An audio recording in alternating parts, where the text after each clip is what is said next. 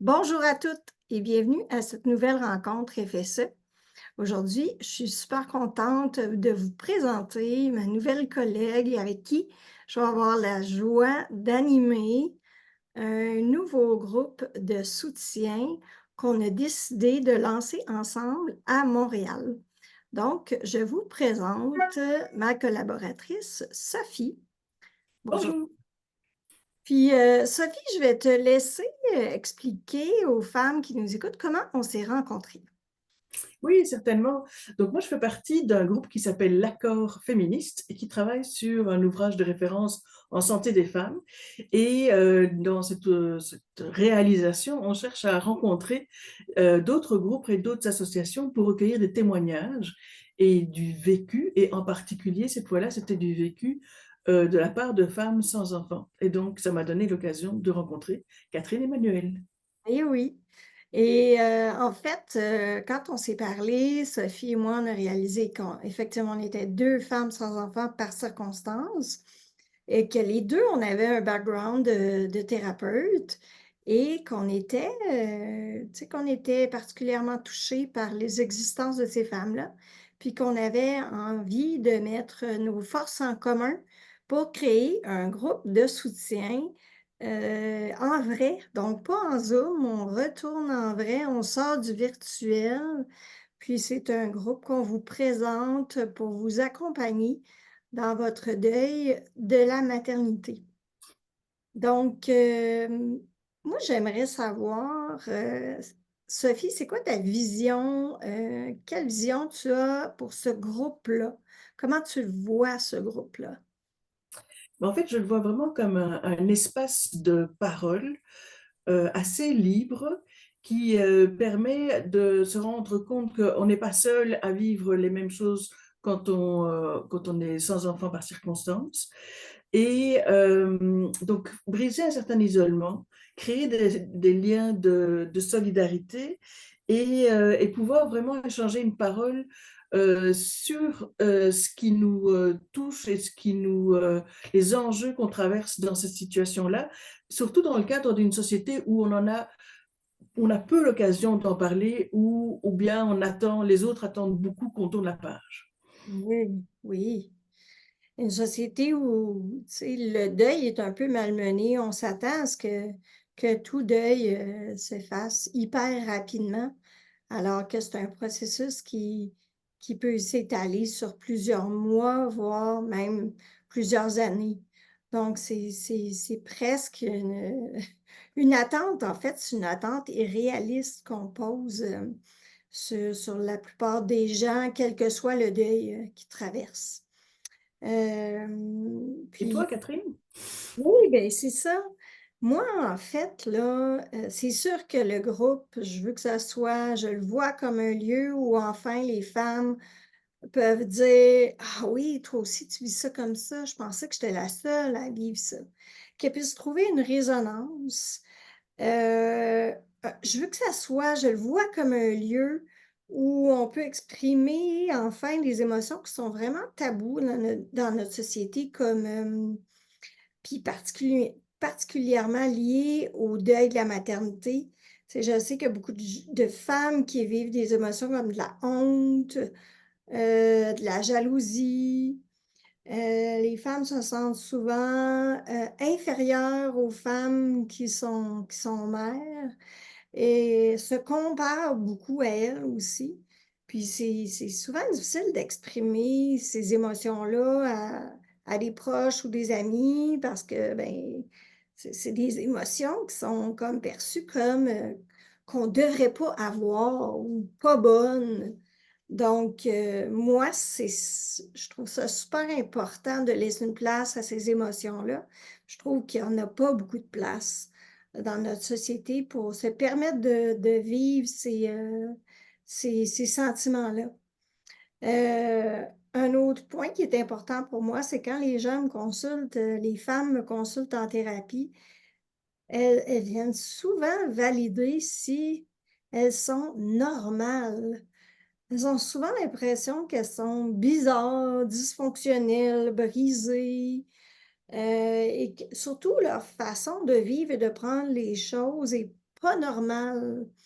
Donc, moi, je le vois vraiment comme un lieu où, avec nos connaissances et notre vécu, parce que les 2 on est des femmes sans enfants par circonstance, pour différentes raisons, ben, on est en mesure de normaliser le vécu, mais surtout de l'accueillir. Mhm. Et Absolument. ça aussi, c'est pas quelque chose qu'on retrouve, souvent là, dans notre monde où tout va vite, où c'est difficile de se poser, pour parler vraiment comment on se sent. Aussi souvent, quand on partage nos émotions, on se fait souvent conseiller ou réparer. Et Tellement vrai. nous, on n'est pas des réparatrices médaques de l'âme, là. On est des femmes qui ont envie d'être là pour accueillir l'émotion, telle qu'elle est, avec l'intensité dans laquelle elle se présente et normaliser cet exercice-là de se montrer dans toutes nos zones d'ombre, dans nos questionnements, dans nos insécurités, dans nos manques, dans nos deuils, dans nos pertes. Donc, c'est ça pour moi, le but d'un groupe de soutien pour spécialement créé pour les femmes sans enfants par circonstance. Puis précisons, tu sais, c'est pas des femmes qui ont fait le choix de ne pas avoir d'enfants. C'est des femmes qui ont été affectées par toutes sortes de circonstances de la vie. Ça peut passer par, ben, tu sais, moi, je connais des femmes qui portent, par exemple, une maladie génétique qu'elles ont peur de transmettre à un futur enfant. Donc, à cause de cela, ben, elles ont décidé de ne pas avoir d'enfant. Il peut y avoir des femmes qui ont vécu des traumatismes dans l'enfance, qui ont pas été élevées par des parents bienveillants, donc qui ont manqué de modèles, puis qui sentent pas qu'elles ont les ressources en elles pour être mères. Ça peut être, aussi des femmes qui ont jamais rencontré la bonne personne pour procréer.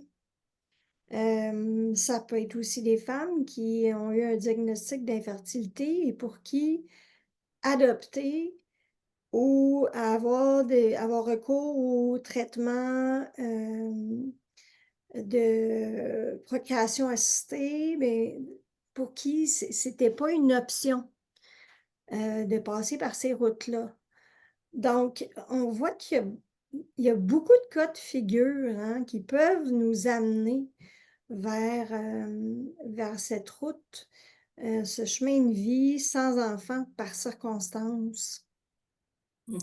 Donc, et si vous n'êtes pas certaine, de savoir si, le groupe est pour vous, mais je vous invite à nous écrire tout simplement, tu sais, puis valider avec nous, puis ça va nous faire plaisir de répondre à toutes vos questions et aussi, de calmer vos doutes en lien avec cette démarche-là que pourriez avoir envie d'entamer avec nous.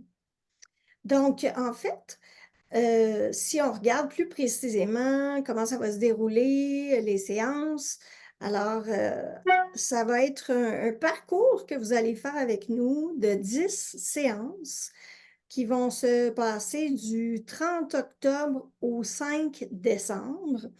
Et les séances de groupe vont durer 2 heures avec une pause de 15 minutes. Ça se passera le mercredi soir au Café Jardin à Verdun. Et je crois que c'est proche du métro de l'église, si je ne me trompe pas, c'est ça? Oui, absolument. Donc, c'est sur la rue Wellington, assez proche du métro de l'église, à 5 minutes à pied, grand maximum. Donc, ça met la table un peu pour les éléments techniques là, au sujet des rencontres. Sophie, est-ce que tu aimerais ajouter quelque chose en lien avec ces rencontres qu'on a vraiment hâte d'animer ensemble? Oui, vraiment, vraiment, puis vraiment hâte de découvrir et de pouvoir partager ses vécus. Peut-être préciser que c'est payant. Mhm.